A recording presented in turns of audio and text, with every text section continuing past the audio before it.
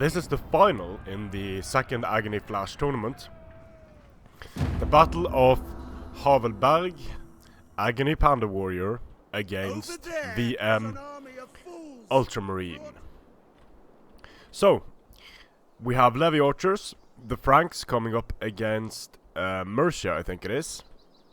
Indeed it is. Mercia versus Charlemagne, the Kingdom of Charlemagne. Mounted spears. Now the reason for bringing the mounted spears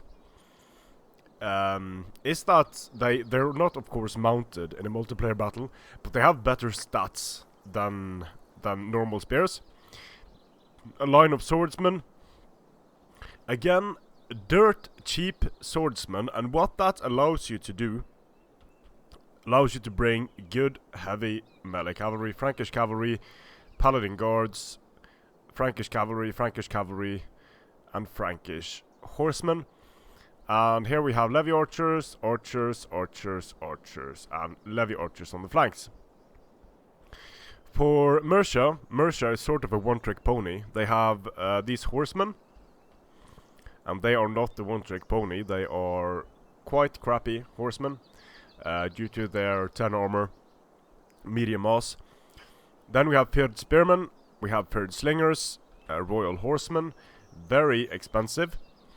Then we have paired archers and thanes. Now Mercia, very strong sword faction. Royal companions, thanes, they can also bring the royal thanes. In this particular case they haven't gone royal thane, and that's an interesting choice. And if you're coming up, if you're the Kingdom of Charlemagne, you cannot contend with thanes and royal thanes in melee. So what you can do is you can overwhelm their cavalry, which in turn allows you to use your skirmishers that much more effectively against the potential sword line of Mercia. So I think what Panda Warrior has done here is a smart move. He's brought a lot of cavalry.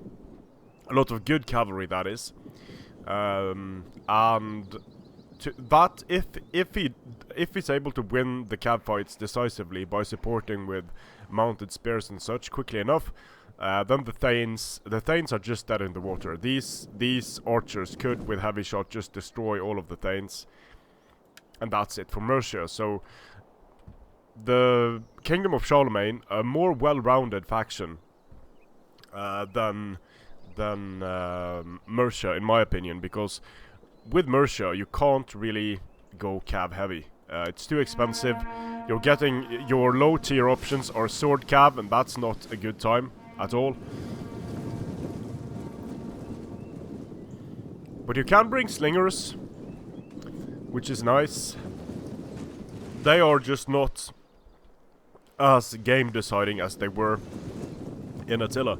And the reason why they were so important in Attila, of course, was that archers, in the beginning when Attila was released, people used Germanic archers because of their 200 range, flaming against cavalry.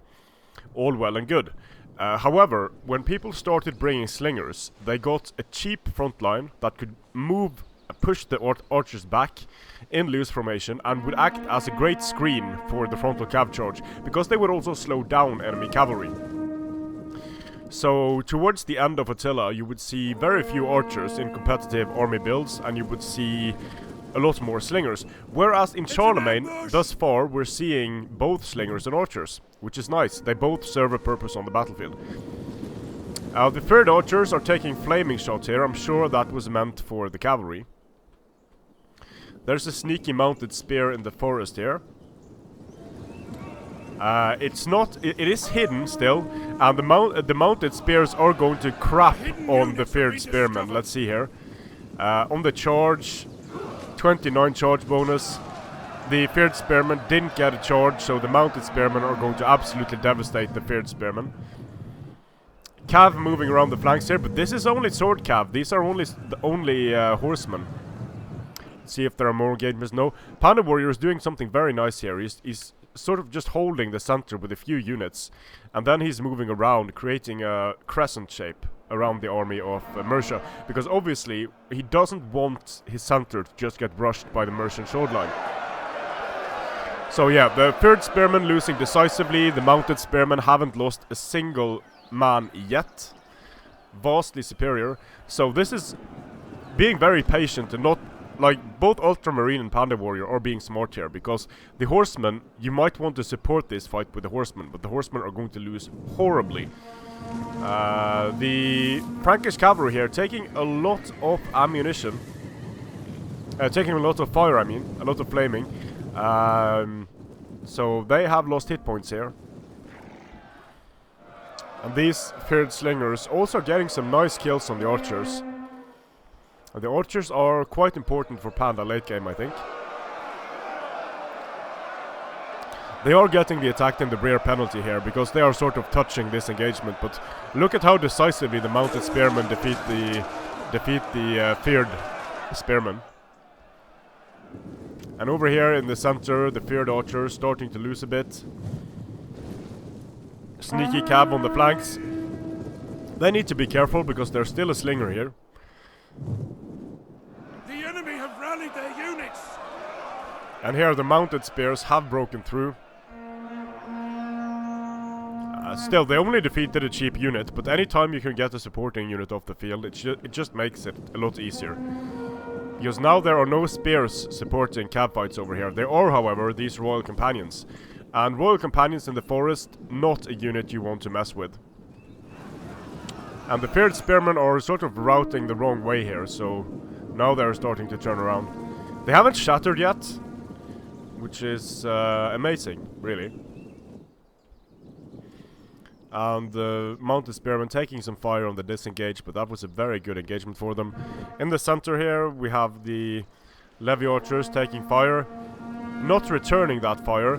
And over here as well, the mounted spearmen come crashing in. There are no melee units close enough to support quickly. The Thanes are moving in, but the Thanes are going to take a lot of fire moving in here, I think. So being very patient here and removing one unit after the other. And this is textbook how you deal with a faction that has like an infantry advantage. If you're able to pluck away unit by unit, then all of a sudden all of the good infantry units are all alone. And if they're all alone and unsupported, they become vulnerable to cavalry and they become vulnerable to skirmishers. So the Frankish cavalry moving out here, pulling away from the engagement with the slingers, waiting for the horsemen to go back out. Now the horsemen are taking a lot of fire, and then the Frankish cavalry come in, charging into the horsemen. But this is a clusterfuck of an engagement. Fire is being poured in from both sides. And not the best trade for the Franks here. They are getting a feared slinger off the field though. They might even get the horsemen off the field. Rear charge here against the mounted spears by the royal horsemen. The royal horsemen are going to be losing a few men here, might lose a few men. But overall, this allows them, yeah, the feared spearmen break. The pulling out here, yeah, look at this. This is so important. If the royal horsemen were kept in the fight here, they would have won against the mounted spearmen when the Thanes engage. But since they're being pulled out, they lost about 20 men pulling out. You just cannot disengage easily and not have it bite you in the ass in Charlemagne. Very important that, because this is losing 19 men from a royal horse unit. Extremely important. And here is how good the Frankish cavalry is. The Frankish cavalry both killed the slingers and the horsemen, and they're still in the fight here. And now the swordsmen are being sent in against the Thanes. Together with the mounted spearmen, they might be able to do something, but the Thanes are just... they are just the superior unit. Still, getting this charge in with the swordsmen, as the Thanes are taking flaming shot from their own men, and ooh, nice. The cavalry was just disintegrated there. The Thanes are not in shield wall, so it's a good time to engage them, even though these swordsmen are the inferior unit. The Thanes had taken a lot of damage. They are winded. The swordsmen are only active, so this is overall a good engagement. There are certain times when it's good to engage, although you're going to be not trading as efficiently as you'd like. this Thane not being in shield wall is just asking to get slain. And here the Frankish cavalry is also taking a lot of fire from these archers.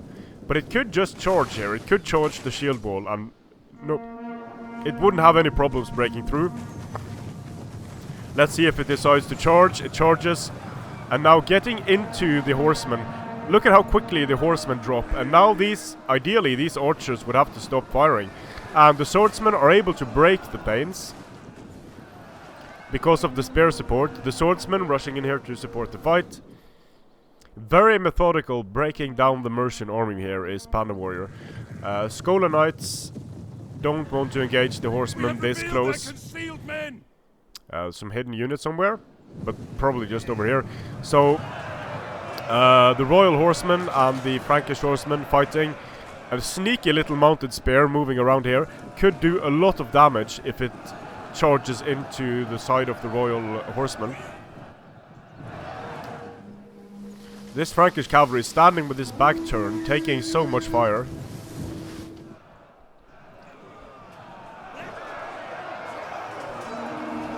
The mounted spears haven't been able to engage just yet. Firing into this blob is a bit questionable because there are so many friendly units here. And the Frankish cavalry tried to get into the archers, but they weren't able to, it seems. Or they got the order to turn around. I don't think they were able to engage, that was the problem. And the spears are standing around not doing anything. They need to get in there. Meanwhile, in the center, let's see, moving forward, the Thanes are moving forward in shield wall. The horsemen charging in. And I might have said that the horsemen were sword cav. They are, of course, not sword cav. They only have 10 armor, that's the problem with them. And they die very, very quickly to a unit like Frankish cav. And over here, the Scholar Knights killing off something. They haven't done too much. They've killed off a few skirmish units, gotten a few charges in. If they disengage now, it would be very interesting to see how many men they lose. The Royal Companions get charged here by a mix of Frankish cavalry and by mounted spears. But the Mercian army has been picked apart here, and they might start breaking due to army losses very soon. Certainly a lot of these units are not going to be staying in the fight for long. The feared archers running away, and now there's only Royal Companions and a few skirmish units left. And even though there are only spear units and cav units attacking these Royal Companions, they're in even combat. But being surrounded like this and having army losses, even the Royal Companions are going to think better of staying in this fight. Because there's quite a lot of Franks left, and there's not a lot of Mercia left on the field. So the Royal Companions are breaking. And they stabilized. Good morale on these fellows.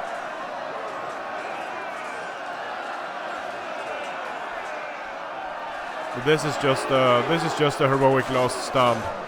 But still, 40 seconds remaining. These Royal Companions, if these Royal Companions were in shield wall, they would be killing a lot more efficiently. But the problem is, of course, if you want to charge, then you can't use shield wall and such. We're trying to break the Royal Companions now with flaming shot, and there we go. The Royal Companions did break. A very nice, very slow, methodical battle where the Mercian army was picked apart by the more well-rounded Frankish army. And both armies were decisive victory. Wow, that's not often, and in a final no less. So the Franks had a clear cavalry advantage. These horsemen not able to stand up to Frankish cavalry. Scholar Knights, a better unit than Royal Horsemen, I think. But the sword line of Mercia, much stronger than the sword line of the Kingdom of Charlemagne. But look at these spears, the mounted spears, able to perform their duty on the flanks in an excellent way, getting the feared spearmen away. And once the feared spearmen start getting removed from the battlefield, the cavalry on the flanks is unsupported, and the skirmishers can, as you can see, the skirmishers here do a much better job on the side of the Kingdom of Charlemagne than they do on the Kingdom of Mercia side, and the cavalry also performs much better. So cavalry is still very important, but as you saw with the royal horsemen, they got the rear charge, stayed in for a while, and when they pulled out, they lost. I think they had lost 1 man before, so they lost 18 men pulling out there, and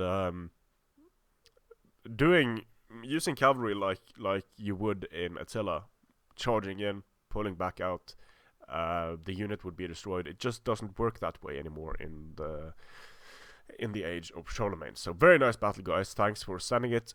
Duck, strength and honor.